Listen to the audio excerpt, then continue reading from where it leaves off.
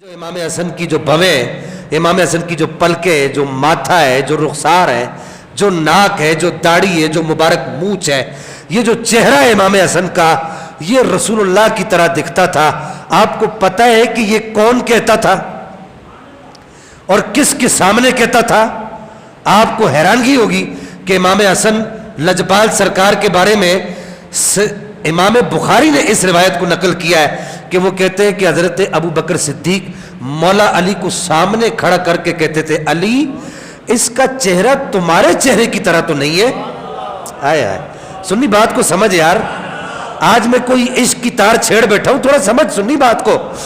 حضرت صدیق اکبر جو لوگ یہ کہتے ہیں کہ صحابہ اہل بیت کی شان بیان نہیں کیا کرتے تھے، صحابہ اہل بیت کے معاملے میں کچھ اس طرح تھا، کچھ اس طرح تھا، میں ان کو یہ کہنا چاہتا ہوں، مولا علی کو سامنے کھڑا کر کے جو شخصیت امام حسن کے چہرے کو دیکھ کر کہتی تھی، علی چہرہ تیری طرح تو نہیں ہے، مولا علی پوچھتے تھے کس کی طرح ہے؟ وہ کہتے تھے چہرہ اپنے نانا کی طرح ہے۔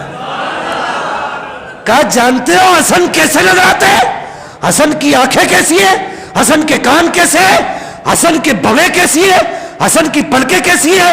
حسن کے رخسار کیسے ہے؟